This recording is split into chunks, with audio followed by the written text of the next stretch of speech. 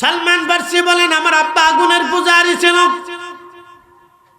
আমি বাবার একটা মাত্র সন্তান, অনেক সম্পদের মালিক ছিলাম। আমার আব্বা জমিদার বংশের সন্তান। আমার আব্বা আমাকে শিকল দিয়ে বেঁধে রাখতেন, যাতে আমি কোথাও পালিয়ে চলে না যাই, বাবার চোখের আড়াল না হই। বেশি আদরে মানুষ বিপদে পড়ে যায়, বেশি ভালোবাসায় মানুষ বিপদে পড়ে যায়, বেশি ভালোবাসায় মানুষ বিপদে পড়ে যায়, বেশি জনপ্রিয়তাও মানুষ বিপদে পড়ে যায়। বলে হুজুর কারণ কি? বেশি জনপ্রিয়তা হইলে ওই বেটার কোনো ব্যক্তিত্ব থাকে না, নিজের ইচ্ছা স্বাধীনতা থাকে না, ইচ্ছা করলে কোথাও যাইতে পারে না, কোথাও বইতে পারে না, ঘুরতে পারে না, যে হেনেই যাবো হেনেই বিপদ। একদিন পাবলিক টয়লেটে ঢুকতে যাইয়া ভূত করে একটি রাগডিয়ার বাড়ি বেরিয়ে আমার জড়াই ধরছে। বেটা হাত ধোয়া নাই, হাত মুখ ধোয়া নাই, অজু করা নাই, গোসল করে নাই, বাথরুমতে বেরিয়ে আমার সাপ দিয়ে যে ধরছে আর সারে না। আমি শক্তই দাঁড়াই দিয়েছি। আমি সারে হুজুর আপনারও আসছে। আপনি আহা পায়খানা ফুইখানা করে এসে আপনি জ্বরে ধরে চাপ দিয়ে ধরে রাখছে, শুনাইতেছে। সারে হুজুর আপনারও আসছে। শুনেন বালা কথা, কিন্তু বাথরুমতে এসে অজু টজু তো করা লাগবে। খুব মনোযোগ দিয়ে, বেশি ভালোবাসায় মানুষ বিপদে পড়ে যায়। সালমান ফার্সি বললেন, আব্বা আমার পায়ের মধ্যে শিকল দিয়ে বেঁধে রাখতেন, কোথাও যাতে পালিয়ে না যাই।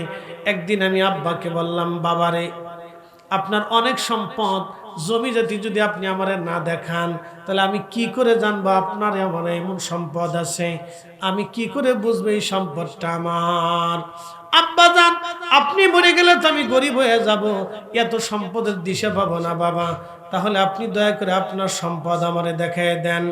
বাবা আমার কথাই বুঝার পরে শিকল খুলে দিলেন। আমি ঘুরে ঘুরে ঘুরে ঘুরে বাবার জমিদারি দেখতে লাগলাম। বহুদিন পরে দেখলাম একটা গির্জার পাশে একজন পাদ্রী বসে বসে হযরত ঈসা রুহুল্লাহর ধর্মের উপরে আলোচনা করে। আমি একদিন চুপচাপ যেয়ে তার কাছে বসে গেলাম, বসে যেয়ে তার কথাগুলি শুনতে লাগলাম। শুনে শুনে আমার কাছে বড় ভালো লাগলো। চিন্তা করলাম আগুনের পূজা বাদ দিয়া এক আল্লাহর ইবাদতে মনোনিয়োগ হব। পাদ্রীকে বললাম, পাদ্রী আপনার এই ধর্ম আমাকে দীক্ষা দিয়ে দেন। পাদ্রী বলল, তাহলে কালেমা যেহেতু পড়বা তাহলে পড়ে যাও। পাদ্রী আমার কালেমা পড়াইলো। আমার আব্বা জান এই কথা জানার পরে আমি বাড়ি থেকে পালাইয়া পাদ্রীর কাছে চলে গেলাম। আব্বা যে আজকে শিকল বানবে আর জীবনে খুলে দিবে না, এই ডরে আমি বাড়ির থেকে পালাইছি। পালাইয়া গোপনে পাদ্রীর কাছে গেছি।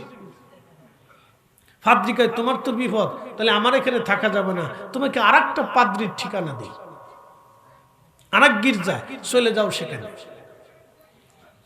ইরানের আর একটা গির্জার ঠিকানা দিলাম, সেইখানে চলে গেলাম।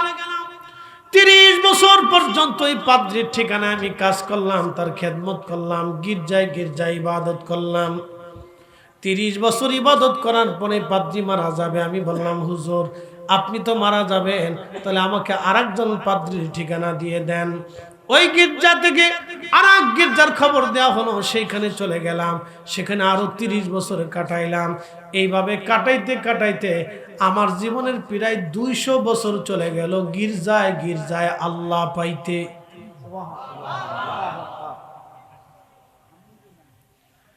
200 বছরের শেষ পর্যায়ে একজন পাদ্রী, খুবই বুজুর্গ পাদ্রী ছিল সে, আমার উরুর উপরে তার মাথা, সে মারা যাবে। আমি বললাম, হুজুর বহু বছর আপনার খেদমত করেছি, আমার বয়স হয়ে গেছে, আমার চুল দাড়িগুলি পেকে গেছে, চামড়া দুর্বল হয়ে গেছে। হুজুর এখন আপনি আমার একজন পাদ্রীর ঠিকানা দেন, যার কাছে গেলে বাকি জিন্দেগি আমি আল্লাহর ইবাদতে সঠিক মতো কাটায় দিব। ওই পাদ্রী ডেকে বলল, সালমান, পৃথিবীতে এমন কোন পাদ্রীর ঠিকানা আমার কাছে এখন জানা নাই যে সঠিকের উপরে আছে, হকের উপরে আছে। এমন কোন পাদ্রীর ঠিকানা আমার জানা নাই রে সালমান। তবে শুনে রাখো, তাওরাত, জবুর, ইনজিল থেকে যেটা আমি জানলাম, আখিরি নবী রাহমাতুল লিল আলামিন দুনিয়াতে তশরিফ আনার সময় ঘনিয়েছে।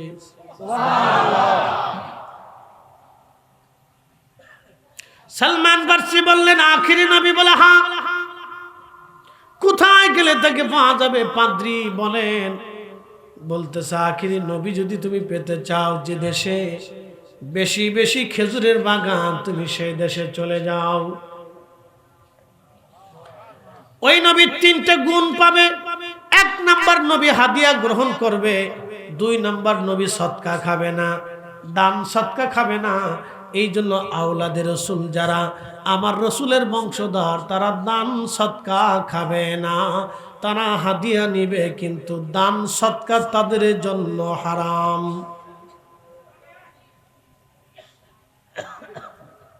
দান সদকা তারা নিবে না। আমার রসুল দান সদকা খাবে না, আমার নবী হাদিয়া নিবে। 3 নাম্বার, সালমান তার পিঠ মুবারকের মধ্যে কবুতরের ডিমের মতো ছোট্ট একটা নবুয়তের মোহর দেখবা, ঝলমল ঝলমল করবে, নূর চমকাইতে থাকবে। রে সালমান, 3টে জিনিস যদি তুমি বুঝো, তাহলে বুঝবা তিনি আখিরি নবী। এই নবীর পরে আর কোন নবী দুনিয়াতে আসবে না। ওই নবীর খেদমত যদি তুমি একবার পাও, সালমান, তোমার জীবন ধন্য হবে। আমি আজ মারা যাইতেছি রে সালমান, যদি বেঁচে থাকতাম নবীর ঠিকানায় আমিও যাইতাম। সালমান, তুমি যদি পারো ওই নবীর কদমে চলে যাও, কোনো পাদ্রীর কাছে তোমার আর যেতে হবে না। একবার জোরে বলা যাবে কি ইয়া রাসূলুল্লাহ। শ্রেষ্ঠ নবী দিলাম রে তরিয়ে নিতে রোজা হাসরে, পথ না ভুলি তাই তো দিলে পাক কোরআনের বাণী। খুদা তোমার মেহেরবানি। বুঝতে কোনো অসুবিধা? জিম টিম আইছে? বাজে কত? কেবল একটা। আর 2 ঘন্টা চলবে না ইনশাল্লাহ? ফজর পর্যন্ত হবে তো ইনশাল্লাহ? থাকেন না থাকেন নেকি হয়ে গেছে। বলে কারণ কি? আপনি আখিরি নবীর উম্মত, এই জন্য আল্লাহ নেকি দিয়ে দিছে। একসাথে বলেন আল্লাহু আকবার। আগের জামানার উম্মতরা 400 বছর ইবাদত করার পরে নেকি পাইতো, আর এই উম্মত নিয়ত করার সাথেই নেকি হয়ে যাবে। এটা আমাদের গুণে না, এটা আমাদের রাসূলের গুণে। কথা কন না কেন? এই আবু বকরের কোন দাম আছে রাসূল ছাড়া? ওমরের কোন দাম আছে নবী ছাড়া? উসমান, আলী, তালহা, জুবাইর, আব্দুর রহমান ইবনে আউস, সাদ বিন আবি ওয়াক্কাস, আবু উবাইদা ইবনে জাররাহ, আব্দুর রহমান ইবনে আউস, যত সাহাবী আশারে মুবাশশিরিন, রাসূল ছাড়া তাদের কোন দাম আছে? নবীর কদমে থাকার কারণে তারা পৃথিবীর শ্রেষ্ঠ হয়ে গেছে। রাদিয়াল্লাহু আনহুম ওয়া রাদু আন হয়ে গেছে। একসাথে বলবেন না মারহাবা? কার কারণে? নবীর কারণে। জোরে বলেন কার কারণে? নবীর কারণে। আমাদের মর্যাদা কার কারণে? সিন্নি খাইছি মোল্লা চিনি না, সিন্নি খাইছি মোল্লা চিনি না। খুব মনোযোগ দিয়ে শুনে যাবেন। সালমান ফারসি বলেন, পাদ্রী মারা গেল, দাফন কাফন করিয়া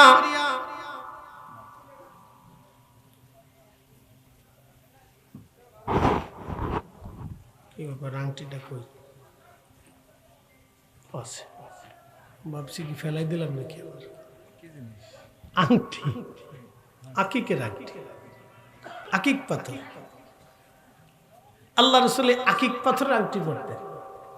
মদিনা ইউনিভার্সিটির পাশে একটা উপত্যকা আছে, বলে ওয়াদি আকিক। এটা সহিহ বুখারী, তার একটা নাম আছে ওয়াদি মুবারক। নবীজি বলতেন এটা মোবারকময় উপত্যকা। ওইখানকার পাথর থেকে আংটি বানানো হয়। একসাথে বলবেন না মারহাবা?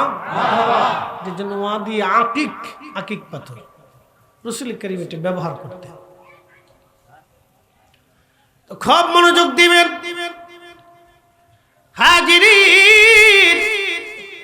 সালমান ফারসি রাদিয়াল্লাহু আনহু বলেন, ও দুনিয়ার মানুষ, আমি পাদ্রীর কবর দিয়া রওনা হয়ে গেলাম ইরান থেকে কোন দেশে খেজুরের বাগান বেশি জানার জন্য। ইরাকের দিকে যখন আসি, মরুভূমির ভিতরে আসার পরে একদল ডাকাত আমাকে ধরে নিয়ে গেল, ইরাকের কুফার বাজারে বিক্রি করার জন্য আমাকে নিয়ে গেল। নিয়ে যাওয়ার পরে ইরাকের কুফার বাজারে নিয়ে আমার হাত পা বেঁধে রাখলো। মদিনাতুল মুনাওয়ারা থেকে একজন ইহুদি গেছে ইরাকের কুফা নগরে গোলাম কেনার জন্য। ইরাকের কুফা নগরে গোলাম কেনার জন্য যাওয়ার পরে আহা, সেই ইহুদি সারাদিন বাজারে দেখে কোন গোলাম। আগে মানুষ বেচা কেনা হতো, মানুষ মানুষকে ধরে নিয়ে প্রকাশ্যে বিক্রি করে দিত। বাবা, কত কঠিন দিন ছিল সেই দিন। মানুষ মানুষকে বিক্রি করত। এই অন্ধকার জমানা থেকে আমার নবীজি পৃথিবীর মানুষকে আলোর রাস্তা দেখিয়েছে। কথা কন না কেন, ঠিক কিনা? আজকের যে ব্রিটিশ আমেরিকা দেখেন, 200 বছর আগেও তারা এই পৃথিবীতে, আমাদের দেশের পৃথিবীর যে কালো নিগ্রো মানুষ আছে, এই নিগ্রো মানুষদেরকে তারা 200 বছর আগে চিড়িয়াখানার মধ্যে রেখে দিয়ে নির্যাতন করত। তারা তাদেরকে গোলাম বানাইতো, কাজ করাইতো। এই পৃথিবীতে এই নিগ্রো কালো মানুষের কোনো মূল্য আমেরিকাতে ছিল না। দেখবেন এখনো মাঝে মধ্যে আমেরিকা এই সাদা আর কালা মানুষের মারামারি হয়, এখনো হয়। মাঝে মধ্যে দেখবেন এই মারামারি উতরে উঠে, সাদারা কালাদেরকে হত্যা করে। না, তোরা দেশে থাকতে পারবি না, তোরা কালো নিগ্রো, তোরা কৃতদাস ছিলি, তোরা ভিক্ষে করতি, তোরা দূর হ, এখানে থাকতে পারবি না। সাদা কালোর মারামারি এখনো হয় পৃথিবীতে। দেখবেন ভারত মাঝে মধ্যে আমাদেরকে সবক দেয়, আমরা বলে সাম্প্রদায়িকতা সৃষ্টি করি। অথচ ভারতের দিকে যদি তাকান, বহু জায়গা মুসলমান এখনো আজান দিতে পারে না। এই কথা কর না কেন? গত বছর নিজে আসামে গুয়াহাটি থেকে আমাকে বিমানবন্দর থেকে নামিয়ে লোকেরা রিসিভ করে নিয়ে গেল। আমি জানি না এই জটিল মাহফিল গুয়াহাটি থেকে 3.5-4 ঘন্টা একটা প্রাইভেট কার আমাকে নিচ্ছে, একটা জিপে করে। তাই বললাম, হাই সর্বনাশ, ফ্লাইটে এসে ঘুম নাই, খাওয়া নাই, দাওয়া নাই, পায়খানা পেশাব নাই, আবার 4-5 ঘন্টা গাড়িতে থাকতে হবে, কোথায় নিয়ে যাচ্ছে? তো গুয়াহাটি থেকে নামিয়ে আমাকে নিতে নিতে নিতে নিতে ব্রহ্মপুত্রের নদের স্বরের ভিতরে দিচ্ছে। তো নদীর কিনারে যখন নিয়ে গেছে, বিশ্বাস করেন, আল্লাহর কসম করে বলতেছি, আমার শরীরের সমস্ত পশমগুলি গা জারা দিয়ে উঠছে।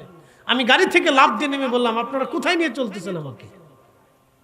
এই অন্ধকার রাত্রিবেলা একটা নদীর ভিতরে, আপনারা ব্রহ্মপুত্রের নদের ভিতরে। আমি গুগল ম্যাপের ভিতরে ঢুকে দেখি সামনে নদী। আমি বললাম, সর্বনাশ, আপনারা কোথায় নিয়ে যাচ্ছেন? আমাকে কি মেরে ফেলবেন নাকি? আল্লাহর কসম, আমি গাড়ি থেকে লাফ দিয়ে নেমে সরে চলে আসছি। চলন্ত অবস্থায় গাড়ি থেকে লাফ দিয়ে নেমে সরে আসছি। বলছে, না না, আমি যেতে পারবো না। পরে ওরা হাতে পায়ে ধরে বলতেছে, হুজুর আল্লাহর কসম করে বলতেছে, আপনার কোনো ক্ষতি নেই। পরে ওরা লোকজন দাওয়াত টাওয়াত ফোন টোন দিয়ে সেই মোটরসাইকেল নিয়ে শহরের ভিতরতে লোক আনছে।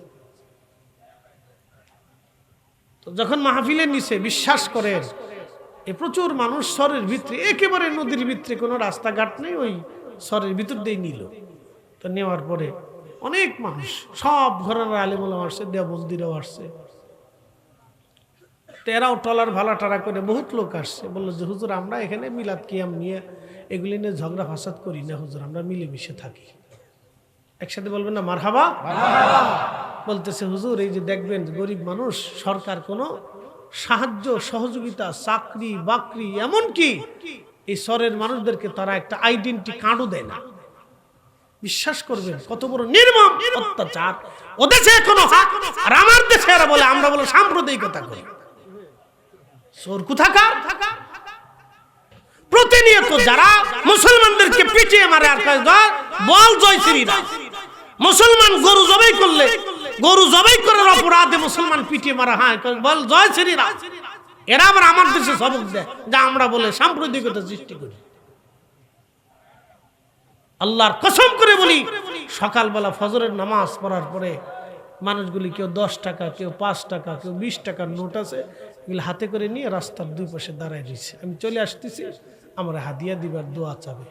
তাদের চেহারা দেখে, তাদের বাড়িঘর দেখার পর, আমি তো রাত্রে দেখি নেই, সকালে দেখার পরে আল্লাহর কসম আমার শরীর জারাই গেল। আমি বললাম, আহা, আপনাদের এই করুণ পরিণতিতে, এই অভাবের দিনে আপনাদের একটা টাকা হাদিয়া লাগবে না, আপনারা আমাকে মাফ করেন, হাদিয়া ছাড়াই আপনাদের জন্য দোয়া করবো।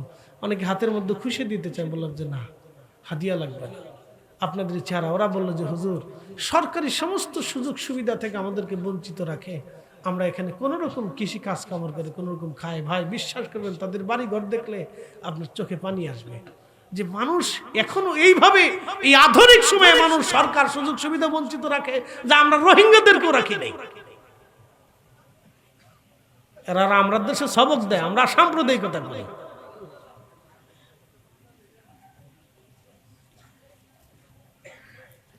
প্রিয় মুসলমান, এই দুই চোখে না দেখলে বিশ্বাস করতাম না, আমি নিজে চোখে দেখে এসেছি। হাজার হাজার মুসলমানদেরকে তারা বঞ্চিত করে রাখছে। চাকরি নাই, বাকরি নাই, লেখা নাই, পড়া নাই, স্কুল নাই, কলেজ নাই, মাদ্রাসা, কিচ্ছু করতে দেয় না তারা। প্রিয় উপস্থিতি, মুসলিম নির্যাতন যদি পৃথিবীতে কোথাও হয়, তার এক নম্বর অন্যতম হলো ভারত। ভাইজান, এখানে প্রকাশ্যে মুসলমানদেরকে পিটায়, কেউ কোনো কথা বলে না, কোনো প্রতিবাদ করে না। আপনি যদি আজকে কচুয়ার বাজারে কোন হিন্দুর দোকান লুট করতে যান, মুসলমানরাই আপনাকে পিটাবে। কি কথা কন না কেন? এলাকাবাসীর মুসলমানরা পিটাবে যে তুই কেন চুরি করবি, তুই কেন তার দোকান লুট করবি, বেটা এটা কি মগের মুল্লুক পাইছো নাকি? আমার দেশের মুসলমানরা তাকে পিটাবে। প্রিয় ভাই আমার, খুব মনোযোগ দিবেন। হযরতে সালমান ফারসি বলতেছেন, আমাকে ওই ইহুদি খুব অল্প দামে কিনে নিয়ে চলে গেল মদিনা মুনাওয়ারায়।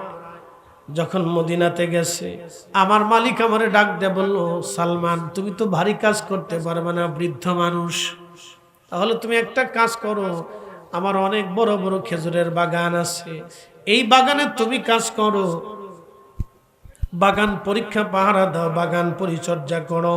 তুমি বৃদ্ধ মানুষ, ভারী কোনো কাজ করতে পারবে না, আমার বাগান দেখাশোনা করো। সালমান ফারসি বলেন, বিরাট বড় খেজুরের বাগান দেখার পরে আমি চোখের পানি ছেড়ে দিয়ে বললাম, আল্লাহ, বুঝি আখিরি নবীর দেশে তুমি আমারে পাঠাইছো। একবার জোরে বলা যাবে কি, ইয়া রাসূলুল্লাহ। ত্রিভুবনের প্রিয় মুহাম্মদ এলো রে দুনিয়ায়, রে সাগর আকাশ বাতাস দেখবি যদি, আয় রে সাগর আকাশ বাতাস দেখবি যদি। ধুলির ধরা বেহেশত আজ জয় করিল দিল রে লাজ, আজকে খুশির ঢল নেমেছে ধূসর সাহারায়, রে সাগর আকাশ বাতাস দেখবি যদি, আয় রে সাগর আকাশ বাতাস দেখবি যদি। হযরত সালমান ফারসি বলে, দুনিয়ার মানুষ, একদিন আমি খেজুর গাছের মাথায় উঠে গাছ পরিষ্কার করতেছিলাম, এমন সময় ইহুদি তার ছেলে এবং ছেলের বন্ধু দুইজন গাছের নিচে এসে এসে গল্প করে, বন্ধু শুনছ, আমাদের দেশে একজন নবী আসছে, তার নাম মুহাম্মদ, সে বলে আখিরি নবী। আবু আইয়ুব আনসারীর বাড়িতে সে স্থান নিয়েছে। সে বলে, নবী, এই কথা বলে বলে দুই ইহুদি হাসাহাসি করতেছিল, কানাকানি করতেছিল, ঠাট্টা বিদ্রুপ করতেছিল। তখন সালমান ফারসি বললেন, খেজুর গাছের মাথার থেকে আমি কান পেতে পেতে শুনলাম, কাজ করলাম। সন্ধ্যাবেলা মালিকরে যা বললাম, মালিক, আমার একটু ছুটি দেন, মদিনার বাজার থেকে ঘুরে আসি। মালিক বলল, সালমান কেন যাবে? এই রাত্রিবেলা প্রয়োজন কি? বললাম, আমি সারাদিন বাগানে থাকি, একটু বাজার দিয়ে ঘোরাঘেরা করলে মনটা ভালো লাগবে। আপনি একটু বিদায় দেন, ছুটি দেন, আমি ঘুরে আসি। উট দুম্বা ছাগল ভেড়া কি উঠাইছো? বলে হ্যাঁ। সব কাজ কি কমপ্লিট? বলে হ্যাঁ। তাহলে তাড়াতাড়ি যাবা, তাড়াতাড়ি চলে আসবা। সালমান ফার্সি বললেন, খেজুরের বাগান থেকে খেজুর কেটে আমি ছোট্ট টুকরার মধ্যে বেঁধে আমি কাঁধে করে রওনা হয়ে গেলাম। মদিনার খোঁজ নিলাম আবু আইয়ুব আনসারীর বাড়ি কোথায়। খোঁজ নিতে আমি গেলাম। যাওয়ার পরে দেখি সাহাবীরা চারপাশে বসা, আর পূর্ণিমার চাঁদ রাহমাতুল লিল আলামিন সাহাবীদের মাঝখানে বসে বসে সাহাবীদেরকে নসিহত করতেছিলেন।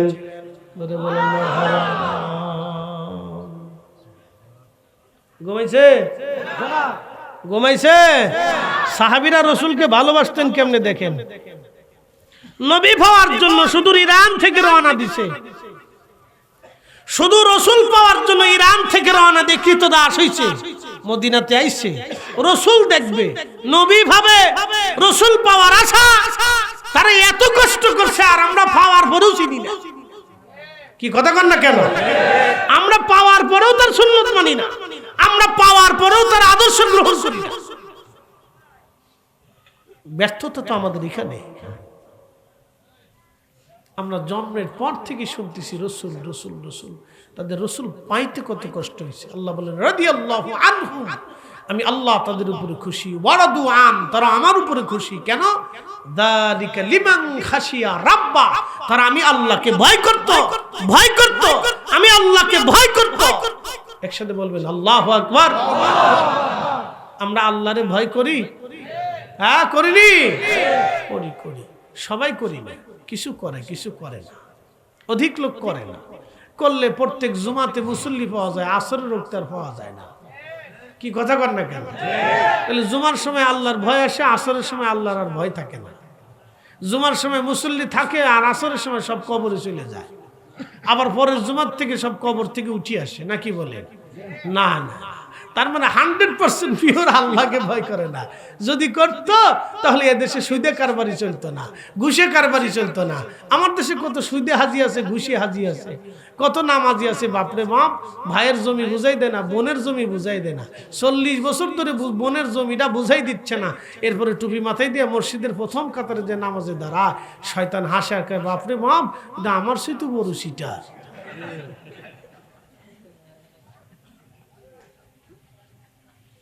ওয়াজ কার সামনে করবেন? পরশুদিন এক জায়গায় ওয়াজ করতেছি, এক লোকে কা, হুজুর এত ওয়াজ করেন না, তাহলে আর দাওয়াত হইতো না। আমি প্রত্যেক বছর 2000 দাওয়াত ফেরত দিয়ে দেই। এই 2-1টা মাহফিলের দাওয়াত না আসলে আমার কিচ্ছু আসে যায় না। তো এই মঞ্চে আল্লাহ বসিয়েছে, হক কথা বলতেই হবে, হালালকে হালাল, হারামকে হারাম বলতেই হবে। কি কথা কর না কেন? যেহেতু আল্লাহ বসিয়েছে সেহেতু আমাকে বলতেই হবে। যেহেতু বসিয়েছে সেহেতু বলতেই হবে। আল্লাহ চেয়ার আমাকে আমানত দিয়েছে, হালালকে হালাল, হারামকে হারাম বলতেই হবে, ন্যায়কে ন্যায়, অন্যায়কে অন্যায় বলতেই হবে। দাওয়াত দেন আর না পছন্দ করেন আর না করেন, ও ছাতা দিয়ে আমরা চলি না। কি কথা কন না কেন?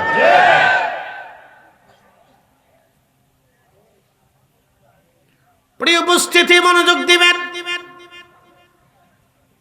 সালমান ফার্সি বলেন, আমি আল্লাহর নবীর সামনে যা বসে গেলাম।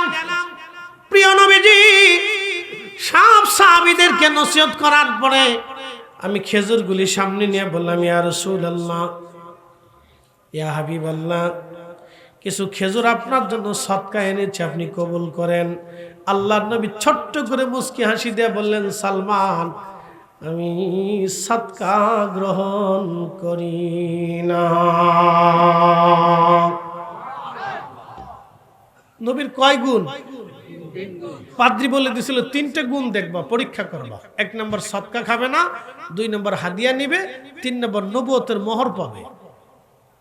যদি 3টা পাও তাহলে বুঝবা তিনি আখিরি নবী। এই নবীর পরে আর নবী হবে না, তিনি সর্বশ্রেষ্ঠ নবী। এই নবীর উপর আর কোনো নবী নেই, তিনি সর্বসৃষ্টির শ্রেষ্ঠ, আল্লাহর পরেই তার মর্যাদা। তারে যদি পাও সালমান সালমান, তো জীবন ধন্য হবে, পরকাল ধন্য হবে, ইহকাল ধন্য হবে সালমান। যদি পাও তো যাও, আমার তো মুমূর্ষু অবস্থায় মরে যাব, না হলে আমিও চেষ্টা করতাম। তার মানে কি বুঝলেন? তাওরাতে, জবুরে, ইনজিলে পাতায় পাতায়, পাড়ায় পাড়ায় আমার রাসূলের প্রশংসা লেখা ছিল। কথা কন না কেন? এজন্য রাসূল বলতেন ওয়াদা ইব্রাহিম খলিলুল্লাহ, আমি ইব্রাহিমের দোয়া, ইব্রাহিম আলাইহিস সালাম প্রত্যেক দোয়াতে বলতেন ইয়া রাব্বি, আমার নসলে আপনি আখিরি নবী পাঠায়েন। আল্লাহ, ইয়া রাব্বি, আপনি আমার নসলে আখিরি নবী পাঠাইয়েন। তাহলে কারণ কি? ইব্রাহিমের কারণে আমার নবীর ইজ্জত বাড়ে নাই। ইব্রাহিম জানতেন আমার নসলে যদি আখিরি নবী আসে তা আমার নসল ধন্য হবে। আপনার নসলে যদি একটা ওলির জন্ম হয় তাহলে আপনার নসল ধন্য হবে, আপনার বংশ ধন্য হবে। এই জন্য মানুষ সন্তানদেরকে ওলি বানাইতে চায়, নিজে চুরি ডাকাতি যাই করুক, সন্তানদের মাদ্রাসায় পড়াইতে চায়। কি কথা কন না কেন? আপনি যে পতিতা যে নারী বেশ্যাবৃত্তি করে, সে নারীকেও জিজ্ঞেস করবেন যে আপনার বেটারে কি করতেছেন? মাদ্রাসায় পড়াইতে চাই। সবাই তা চায় তার নসল দামি হোক, তার নসল দামি হোক, সবাই চায়। ইব্রাহিম আলাইহিস সালাম আল্লাহকে বলে ইয়া রাব্বি, আপনি আমার নসলে আখিরি নবী পাঠাইয়েন। ইব্রাহিম খলিলুল্লাহ, নবী বলতেন আমি ইব্রাহিমের দোয়া বারবার বলতে বলতে আল্লাহ কবুল করে নিলেন। ইব্রাহিম আলাইহিস সালামের নসলে আল্লাহ আখিরি নবী পাঠাইলেন। নবী বললেন যেহেতু তিনি আমার জন্য বারবার দোয়া করতেন, সেহেতু তোমরা দুরুদের ভিতরে আমার মিল্লাতের বাবা ইব্রাহিম আলাইহিস সালামের নাম বসাই দাও। নবীজি নিজে নাম বসিয়ে দিলেন দুরুদে ইব্রাহিম, যেটাকে আমরা বলে থাকি। এই দুরুদে রাসূল করিম নিজে তিনার নামের পরে ইব্রাহিম আলাইহিস সালামের নাম বসিয়ে দিলেন। ইব্রাহিমের ইজ্জত বাড়ল। ইব্রাহিমের কারণে রাসূলের ইজ্জত বাড়ে নাই, আমার নবীর কারণে ইব্রাহিমের ইজ্জত বেড়েছে। এই কথা কন না কেন? নতুবা আমরা জীবনে ইব্রাহিমের নাম দুরুদে বসাইতাম না, বসাইতাম জীবনে। রাসূল বসিয়েছেন, এই জন্য আমরা বসিয়েছি।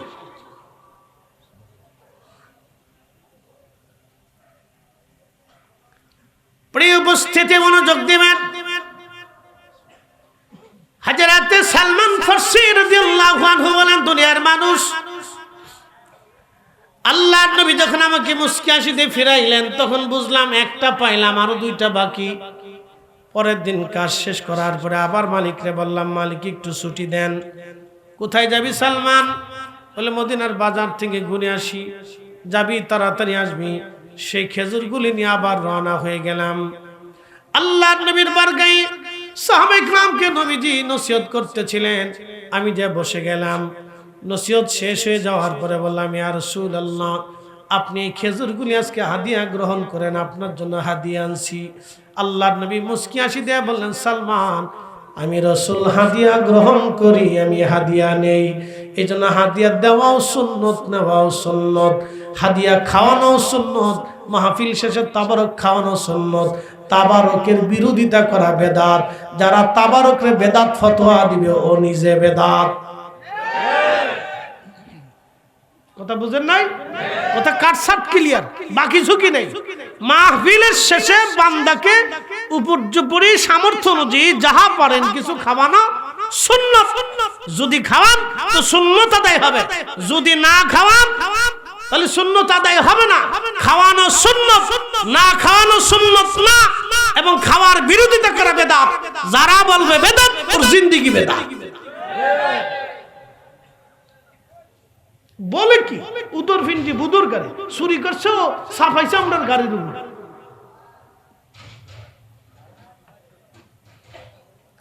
প্রিয় মুসলমান, শুনিয়া যান। হযরত সালমান ফারসি খেজুরগুলি দিয়ে চলে আসলেন। এবার নবুয়তের মোহর দেখা লাগবে। সালমান ফারসি পরের দিন দিনের ভাগে কাঁচ ফাঁকি দিয়ে বাগান থেকে পালাইয়া আল্লাহর হাবিবের বারগাহে এসে দেখে নবীজি বসা, সাহাবায়ে কেরাম বসে নসিহত শুনতেছেন। আল্লাহর নবীর পিছনের দিক দিয়ে যে সালমান ফারসি বসে গেলেন। রাসূলের পাকের পবিত্র রাডারে নিউজ এসে গেল, সালমান ফারসি বারবার কেন আসে। আল্লাহর নবী পিঠ চুলকানোর নাম দিয়ে আল্লাহর হাবিবের পবিত্র জুব্বা উঠাইতে লাগলেন, উঠাইতে লাগলেন, উঠাইতে লাগলেন, উঠাইতে লাগলেন। উঠাইতে উঠাইতে নবীজি চাদর এবং জুব্বা উঠাইয়া একবারে ঘাড় মুবারক পর্যন্ত নিয়ে আসলেন। সালমান ফার্সি দেখে রে, পিঠ মুবারকে নবুয়তের মোহরখানা ঝলমল করে। পিছন দিক থেকে জড়িয়ে ধরে সালমান ফার্সি নবুয়তের মোহরে চুমা লাগাইতেছিলেন। সাহাবীরা বলেন, এ সালমান করো কি? নবী বললেন, সাহাবীরা রে থেকে বাধা দিও না, তার 200 বছরের মনের আশা আজকে আমার আল্লাহ পুরা করেছে।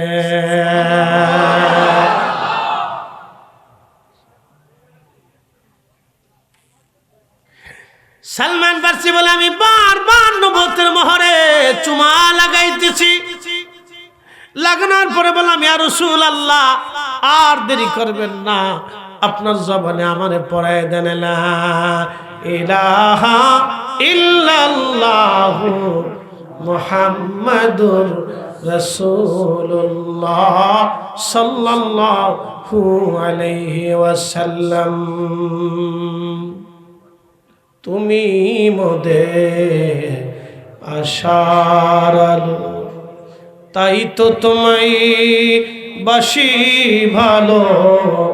তুমি মোদের আশার আলো, তাই তো তোমায় বাসি ভালো। হৃদয় নামের ফুলদানিতে, হৃদয় নামের ফুলদানিতে গেথে রেখেছি প্রেমের মালা। ইয়া রাসূলুল্লাহ, ইয়া হাবিবাল্লাহ, ইয়া রাসূলুল্লাহ।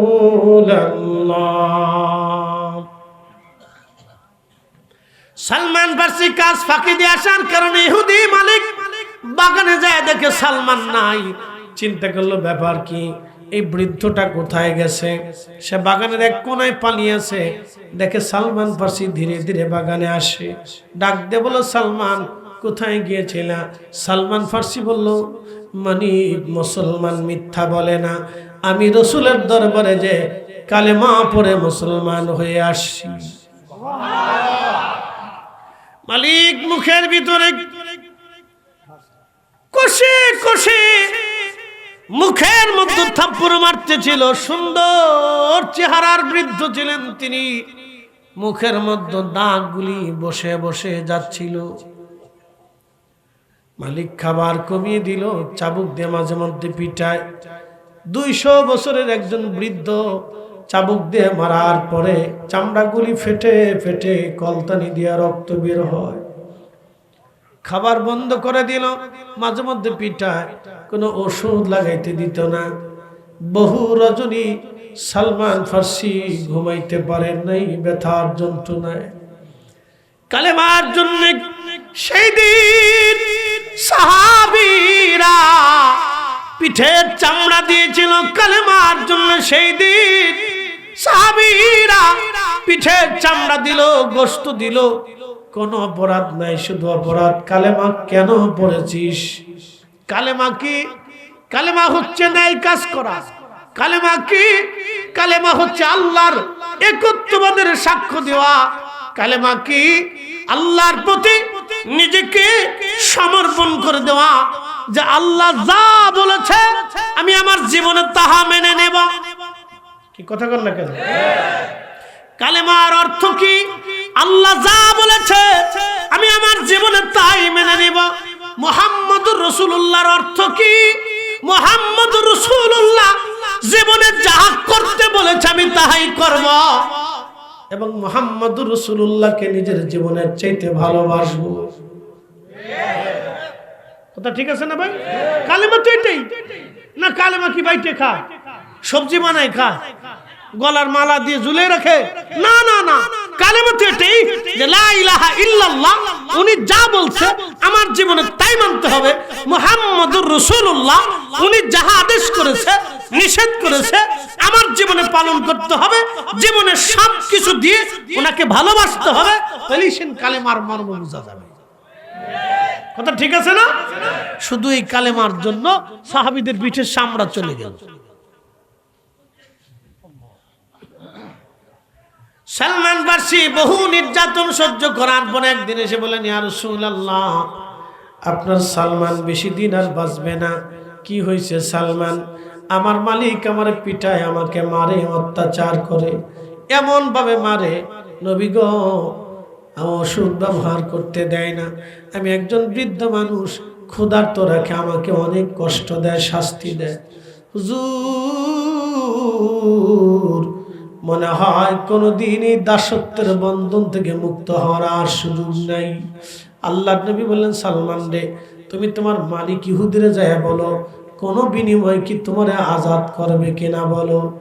সালমান বলল, ইহুদি, তুমি কি কোনো বিনিময় আমাকে আজাদ করবানি? ইহুদি ডাক দিয়ে বলল, সালমান, আজাদ করে দিতে পারি, কিন্তু শর্ত হলো তুমি 400 খেজুরের গাছ আমাকে লাগাই দেবা। 400 গাছ, 1 বছরে একটা গাছও মরতে পারবে না, এবং 400 খেজুর গাছে 1 বছরে খেজুর ধরতে হবে। একটা খেজুর গাছ মারা গেলে শর্ত বাতিল, একটা খেজুর গাছে খেজুর না ধরলেও শর্ত বাতিল। জোরে বলেন, জোরে জোরে জোরে জোরে। সালমান ফার্সি কয়, এটা আর আমার পক্ষে সম্ভব। 1 বছরে খেজুর ধরে ভাই? না না, 12 বছরও লাগে, বলে 6 বছরও লাগে। যারা সৌদি আরব থাকছেন তারা জানে, 1 বছর তো খেজুর ধরা কোনো স্বপ্ন হয় না। এটা কোনো আরবিয়ান স্বপ্নও দেখে না যে 1 বছর কি করে। আপনি কি 1 বছর আম পাবেন? আমরা আমাদের দেশে যে খেজুর গাছ আছে এটাও তো 1 বছরে সম্ভব না। তো মনোযোগ দিয়ে সালমান ফার্সি কেঁদে কেঁদে রাসূলের সামনে বসে বলেন, হুজুর, এমন এক শর্ত আমার মালিক দিয়েছে, মনে হয় কোনদিন আর মুক্ত হব না। কি শর্ত বলো? বলে 400 খেজুরের গাছ লাগাইতে হবে। একটা খেজুর গাছ 1 বছরে মারা গেলে শর্ত বাতিল। একটা খেজুর গাছে 1 বছরে খেজুর ধরতে হবে। একটা খেজুর গাছে যদি খেজুর না ধরে তাও শর্ত বাতিল। হুজুর, গাছ 400 লাগালে 2-1টা তো মারা যেতেও পারে, খেজুর তার 1 বছরে কখনোই আসবে না। আমার মন বলে ইহুদি মালিক তার শর্ত থেকে সরবে না এবং আমাকেও কোনোদিন আজাদ করবে না, তিলে তিলে আমাকে হত্যা করে ফেলবে। আল্লাহ নবী বললেন, সালমান, তুমি ইহুদিরে দিয়ে বলো তুমি তার শর্তে রাজি। সালমান ফার্সি বলেন, ইয়া রাসূলুল্লাহ, এটা আমার পক্ষে কি করে সম্ভব? আল্লাহর নবী ডাক দিয়ে বললেন, সালমান, তুমি চিন্তা করো না, যাও, তোমার নবী নিজে হাতে খেজুর গাছ লাগাই দেবে। আমি যদি আরব হতাম, মদিনারি পথ, সেই পথ দিয়ে হেঁটে যাইতেন নূর নবী হযরত, নূর নবী হযরত। আল্লাহুম্মা সাল্লি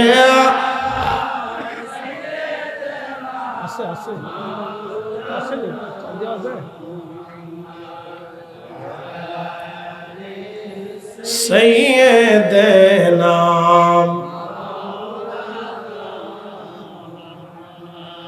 কষ্ট হচ্ছে না আপনাদের? বোঝা যায় সালমান ফার্সির এইভাবে পিঠের চামড়া গেল, শুধু ওনার না, আরে ওই সময় কত সাহাবীর পিঠের চামড়া গেছে। এ নারী সমাজ, তোমরা শুনে নাও, সুমাইয়াকে ধরে নিয়ে আসলো আবু জাহেল। সে কি তো দাস ছিল, আহা, অত্যন্ত পীড়িত, দারিদ্র, খুবই অভাবী একজন মানুষ ছিল হযরত সুমাইয়া রাদিয়াল্লাহু আনহা। কালিমাতুত তাওহীদ পড়ার কারণে সুমাইয়াকে ধরে নেয় আবু জাহেল, হাত পা গুলি বেঁধে চিৎ করে সুমাইয়া বলল, সুমাইয়া, কালেমা ছাড়বি না জীবন দিবি? সুমাইয়া ডাক দিয়ে বলল, আবু জাহেল রে, যেটা সত্য গ্রহণ করেছি, জীবন চলে গেলেও সেটা কখনো ছাড়ব না। আবু জাহেল বর্ষা হাতে নিয়ে সুমাইয়া গুপ্তাঙ্গে বর্ষা দিয়ে খুঁচিয়ে খুঁচিয়ে খুঁচিয়ে নির্মম পৈশাচিক ভাবে তাকে হত্যা করেছিল। হযরত সুমাইয়ার আর্তচিৎকারে মক্কার বাতাসগুলি সেই দিন ভারী হয়েছিল। সুমাইয়ার গগন বিদারী চিৎকারে সেই দিন আহা কোনো কাফেরের মন গলে নাই। সেই কঠিন দিনে সুমাইয়া শহীদ হলো। খুশি খুশি নির্মম ভাবে যাতনা দিয়ে দিয়ে সুমাইয়াকে হত্যা করা হলো। এক সময় হযরত সুমাইয়া ক্লান্ত হয়ে মৃত্যুর মুখে ঢলে শাহাদাতের অমিশুদা পান করে জান্নাতের পাখি হয়ে সুমাইয়া জান্নাতে চলে গেল। এ নারী, তুমি তো ফুসকা খাওয়া নারী, চটপটি খাওয়া নারী, কি কথা কর না কেন? তুমি আর কিসের নারী? তোমার থেকে আর কি আশা করা যায়? আহা, তুমি তো বেপর্দা এক বেহায়া নারী, তোমার থেকে আমরা কি আর আশা করব?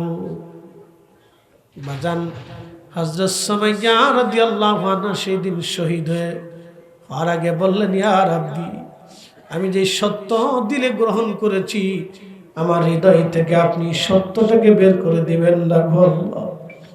রব্বানা লা তুজিগ কুলুবানা বা'দা ইয হাদাইতানা ওয়া হাব লানা মিন লাদুনকা রাহমাতান ইন্নাকা আনতাল ওয়াহ্হাব। আল্লাহ, যে হেদায়েত নিয়েছি এই হেদায়েত থেকে আমাকে বের করে দিবেন না ইয়া রব। সেই দিন সুমাইয়া ঈমানকে বলিষ্ঠ রেখে শহীদ হলো। ইসলামের জন্য একজন নারী প্রথম জীবন দিয়ে দিল, তিনি সুমাইয়া রাদিয়াল্লাহু তাআলা আনহা। বন্ধু, এইভাবে বহু সাহাবীদের পিঠের চামড়া চলে গেল। নবী বললেন, আরে সালমান, তুমি যাও, তোমার মনিব রে যা বলো রাজি। সালমান ফার্সি মনিব রে যা বলো, মনিব তোমার শর্তে রাজি। মনিব বলল, তাহলে গাছ লাগাও।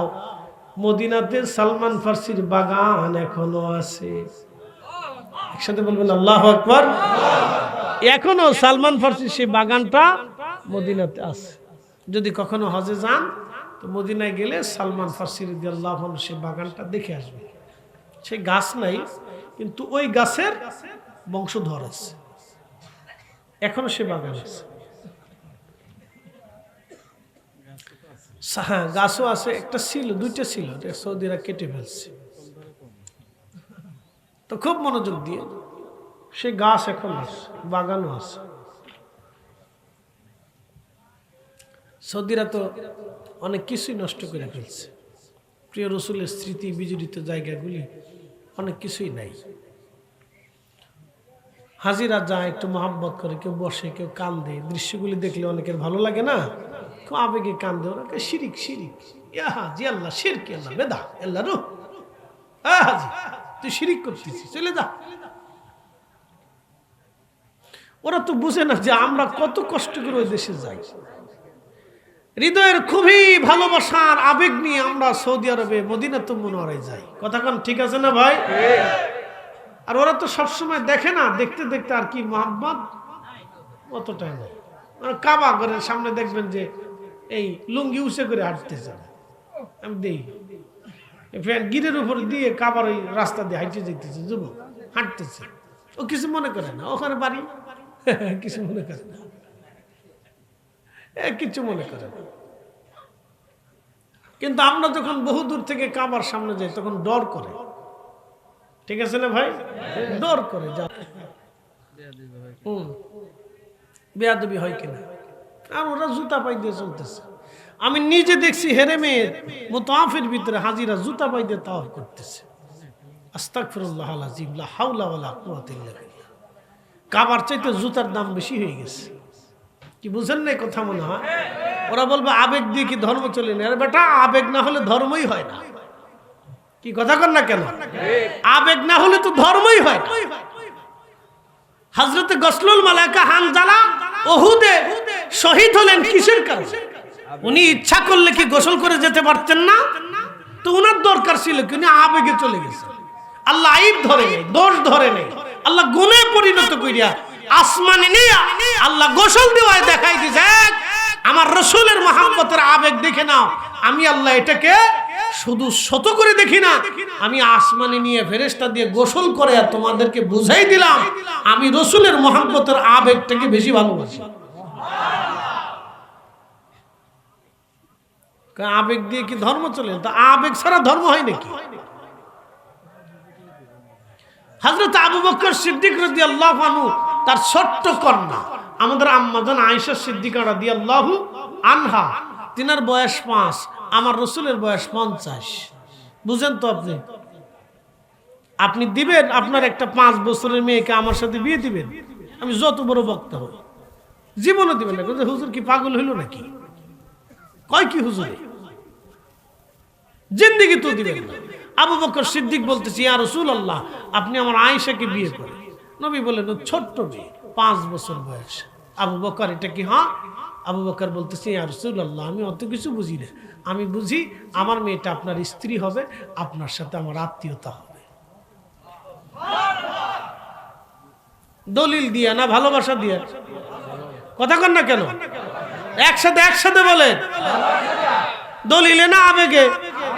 আবেগ ছাড়া কি ভালোবাসা হয়? জীবনও না। তা আবেগ দিয়ে রসুলের মহব্বত।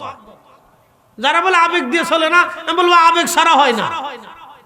তাহলে আবেগ ছাড়া যদি হইতো তাহলে আবু বকর কোন দলিলে 5 বছরের একটা মেয়েকে 50 বছরের একজন রসুলের সাথে বিয়ে দিতে চায়? বলেন তো।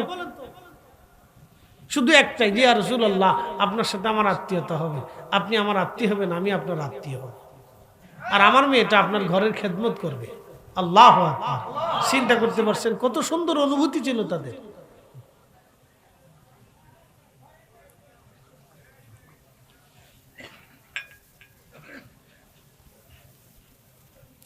একসাথে বলেন তো আল্লাহু আকবার। হ্যাঁ, 1.5 ঘন্টা হয়েছে তো চলো নাকি বাইর চলে যাবে? সব পাইছেন দেখে যাইবেন গা? অনেকে চিন্তা করতেছে ফাইসি যেহেতু তার বইতে লাভ কি, যাই গে যেহেতু ফাইছেন তাহলে যাইেন না, বসেন। তারপর দিব কোন সময়? এর লেগে তো লোক আস্তে আস্তে যাইছেন, দেখলে ঘুমাই টুমাই আই পরেই যেমন রাত 1টা-2টার সময় যদি দিত তাহলে পুরা মাটি ভরা থাকতো, কোন আকাঙ্ক্ষী দিয়ে একবারে। কি কথা খারাপ কইছি ভাই? আপনারা রাত 2টার সময় তাবারক দিয়ে দেন না, তাই তো সুন্দর হবে। তাহলে দেখবেন সবাই বসে বসে ওয়াজ শুনবে। ফজরের সময় দেন, সবাই জানে। এই জন্য প্রথম আইসে লটপটি চটপটি বাদাম চানাচুর কিনে টিনে ফু ফা ফু পা ফু পা ফু পা, বাচ্চা কান্দে মাইয়া কান্দে পু পা ফু পা ফু পা কিনে পরে শেষে বাড়ি চলে যায়। ঘুম টুম দিয়ে সকালবেলা বউরেকে উড়াই দিস, আজান দিলে উড়াই দিস। তা আজান দেওয়ার পরে উঠে আস্তে আস্তে বিরাস করিয়া এই চাদর মজুর গায়ে দিয়ে সব ডলতে আয়। এরপরে চুপচাপ বইয়া একটু মোনাজাত করে তারপর হোটেলে জায়গা শেষ। বিরাট ইবাদত করে ফেলছে সে। রাত 2টার সময় তাবরক দিয়ে দিবেন, 1:30টার সময় দিয়ে দিবেন, বাস দেখবেন সব ঠানায় চুপচাপ বসে রয়েছে। এটাই তো বালা। দোনোটাই ফাইলো, নেকিও ফাইলো, তবরকও ফাইলো। কি কথা খারাপ করছি ভাই? সিস্টেম চেঞ্জ করার দরকার।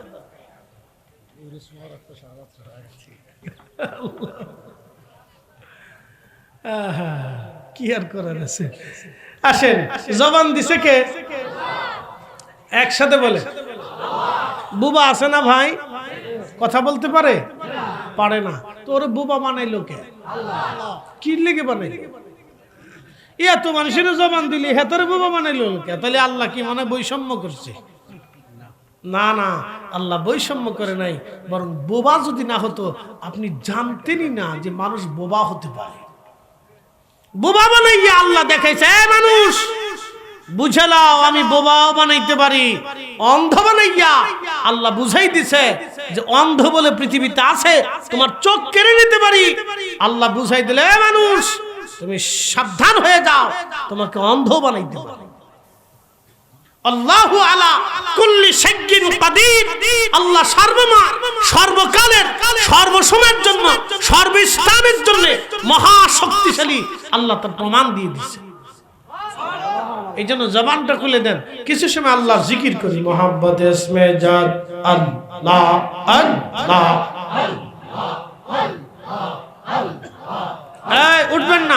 একসাথে আল্লাহ আল্লাহ আল্লাহ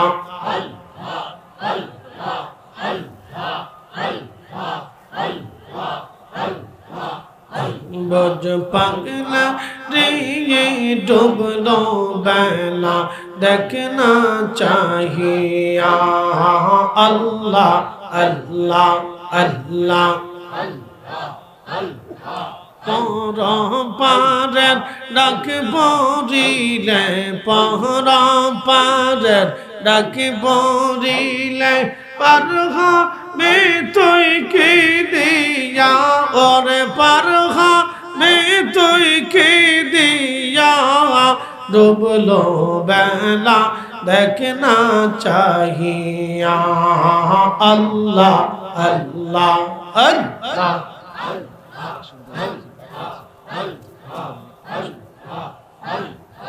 সাদের জীবন হেলায় হেলায় শেষ হয়ে দেহ চলিলায় নামাজ রোজা জিকির ফিকির কিছুই না হি হইল রং তামা সেই দিন কাটাইলাম রং তামা সেই দিন কাটাইলাম আল্লাহর জিকির করলা না ডুবলো বেলা দেখনা চাহিয়া আল্লাহ আল্লাহ আল্লাহ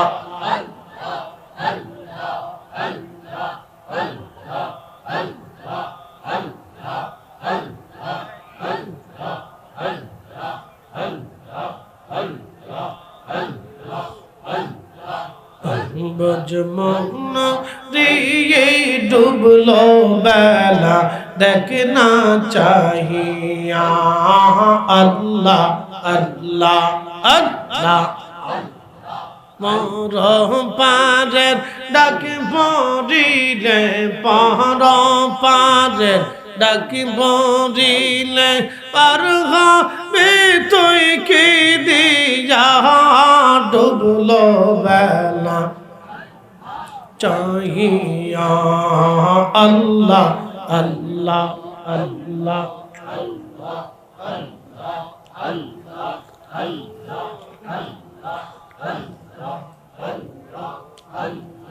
নবীর কালেমা নামাজ রোজা পথের সম্বল করিয়া সামনে চল রে বুঝ মন রে আল্লাহ আল্লাহ বলিয়া নবীর কালেমা নামাজ রোজা পথের সম্বল করিয়া সামনে চল রে আবুজ মন রে আল্লাহ আল্লাহ বলিয়া আল্লাহ বিনে নাই রে ও পায় আল্লাহ বিনে নাই রে ও পায় দেখছো নিমন ভাবিয়া ডুবলো